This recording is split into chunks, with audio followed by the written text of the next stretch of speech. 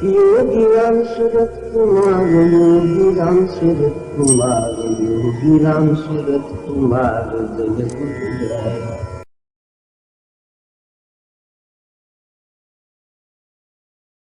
மங்கள ஆரம்பம் திவ்ய மங்கள நாமத்தோடு இன்னும் ஒரு புதிய நாள், பிரகாசமாயிருக்கும் நாள். இதை திவ்யமான நாளாக மாற்றுவது நம் கையில் அல்லவா இருக்கிறது. ஏன் நம் கையில் இருக்கிறது என்று சொல்கிறேன்? பகவான் எல்லாமே கடவுளுடைய இச்சையினால் தான் நடக்கிறது என்று சொல்கிறார். நான் ஏன் நம் கையில் இருக்கிறது என்று சொல்கிறோம்? நான் இருப்பதால் அது நம் கையில் இருக்கிறது. இந்த நான் இல்லை என்றால் பகவான் கையில் மட்டுமே இருக்கிறது. ஏன்? பகவான் ஒருவர் தான் இருக்கிறார், வேறு எதற்கும் இருப்பு கிடையாது. இருப்பு கிடைப்பது போல் இருப்பதெல்லாம் வெறும் மாயை. பகவானுடைய அந்த பேரருளினால் இந்த நான் என்றும் மாயையில் நாம் சிக்கிக் கொண்டிருந்தாலும் நம்முடைய வாழ்க்கையை திவ்ய மங்கள வாழ்க்கையாக மாற்றிக்கொள்ள முடியும். அந்த பகவானுடைய இறை சிந்தனையும் அவருடைய நாமமும் தொடர்ந்து நம்முடைய நினைவில் இருந்தால், ஓரொரு நாமமும் ஒரு தாமரை மலர்ந்து விரிந்த தாமரை கோப்பாகும். அந்த நாமம் நாமே வசிக்கும் இடம். அந்த நாமம் நாமேதான். ஆக நாம் அந்த சைத்தன்ய பூக்களை, நாமங்களை சைத்தன்ய பூக்களாக பகவானுடைய திருவடி தாமரைகளை சமர்ப்பித்து விட்டோம்.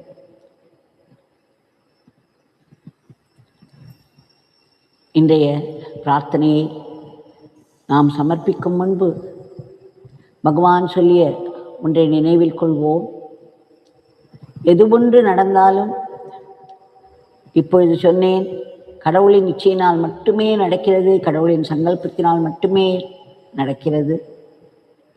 கடவுள்தான் அத்தனை உயிர்களையும் படைத்து அவற்றிற்குள் புகுந்து அவற்றை இயக்கியும் வருகிறார். அவர் ஒருவர்தான் கர்த்தா. எல்லாவற்றையும், எல்லா செயல்களுக்கும் ஆதாரம் அவர். எல்லா செயல்களும் அவரே, செய்விப்பவரும் அவரே. நாம் அனாவசியமாக நான் நான் என்ற ஒன்றை பிடித்து கொண்டிருக்கிறோம். அந்த நான் என்ற ஒன்றை பிடித்து கொண்டிருக்கும் வரையிலும் நான் செய்யும் முயற்சியும் வேண்டும். அந்த முயற்சி தான் கஷ்டப்பட்டாவது இந்த நாமத்தை நினைவில் வைத்துக் கொள்வது.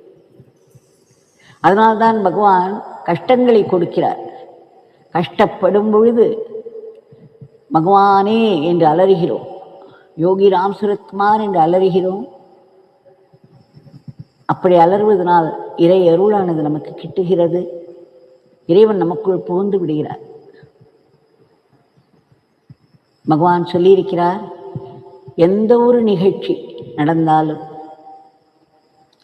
அதற்கு உயர்ந்த விளக்கங்களையே கொடுக்க பழகிக்கொள்ளுங்கள். நம்முடைய மனது பலவிதமான கீழான எண்ணங்களில் சிக்கிக் கொண்டிருக்கிறது. உலகத்தில் இருப்ப 90% அவர்களுடைய எண்ணங்கள் நம்முடைய இடுப்பின் கீழ்தான் இருக்கும். மிகவும் குறைந்த சதவிகிதமே இடுப்புக்கு மேலான எண்ணங்களாக இருக்கும். பகவான் சொன்னார், எந்த ஒரு நிகழ்ச்சிக்கும் உன் மனது உயர்ந்த நிலையில் இருந்தால் ஒரு உயர்ந்த விளக்கத்தையே அது அளிக்கும்.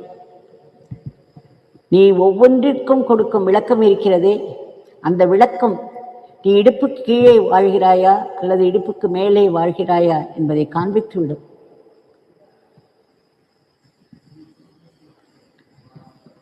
எத்தனைக்கெத்தனை உயர்ந்த விளக்கங்களாக ஒரு நிகழ்ச்சியும் நாம் பார்க்கிறோமோ அத்தனைக்கத்தனை நாம் பகவானிடம் நெருங்கியவர்களாக இருக்கிறோம். அதனுடைய உச்சக்கட்டம்தான் எல்லாவற்றிலும் பகவானை பார்ப்பது, பகவானுடைய இருப்பை பார்ப்பது. பகவானுடைய லீலைகளாக எல்லாவற்றையும் பார்ப்பது, எப்பேற்பட்ட துன்பங்களிலும் பகவானுடைய கருணையை பார்ப்பது.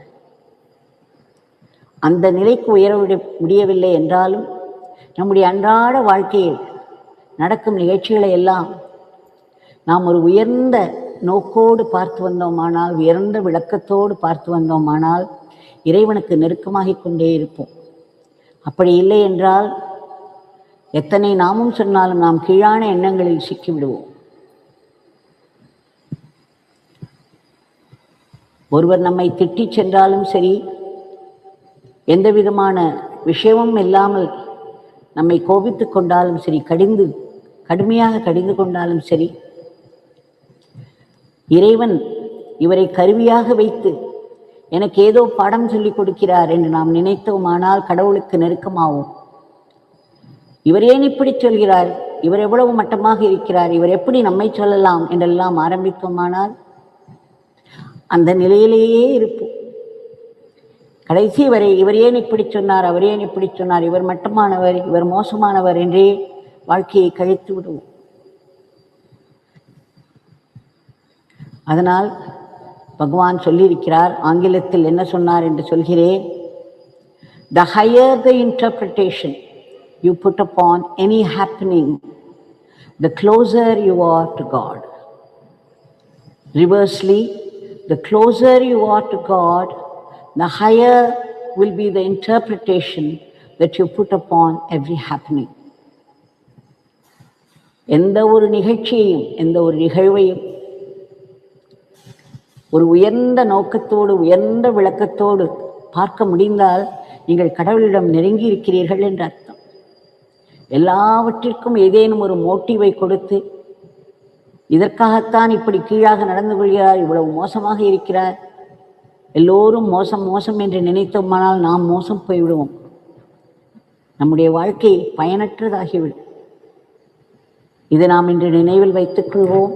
எத்தனை கடவுளிடம் நெருக்கம் இருக்கிறதோ அத்தனை எல்லா நிகழ்ச்சிகளையும் நாம் ஒரு உயர்ந்த அளவிலேயே பார்ப்போம். இல்லை என்றால் உயர்ந்த அளவிலே பார்க்க முயற்சி செய்வோம். அந்த முயற்சி தான் தவம் என்று பகவான் சொல்லியிருக்கிறார். அதனால் பகவானுடைய திவ்ய மங்கள நாமத்தை சொல்வதோடு நடப்பவை அனைத்தும் கடவுளுடைய சங்கல்பத்தினால் நடக்கிறது. இதில் ஏதோ எனக்கு ஒரு பெரிய ஆசீர்வாதம் இருக்கிறது. கடவுளின் கையில் எல்லோரும் கருவிகள் மட்டுமே. கருவிகளை எய்தவன் இருக்க அம்பை நோவது ஏன் என்று சொல்கிறார்கள் அல்லவா? அதுபோல் எய்துபவர் பகவான். நாம் அம்பை தான் கோபித்துக் கொள்கிறோம், அம்பிலேயே வாழ்ந்து விடுவோம். அன்பில் வாழ்வதற்கு பதில் அம்புகளாக எங்கேயோ ஒரு முறை கேட்டேன். நம்முடைய வாயிலிருந்து வரும் வார்த்தைகள் எல்லாம் பூக்களாக விழுந்தால்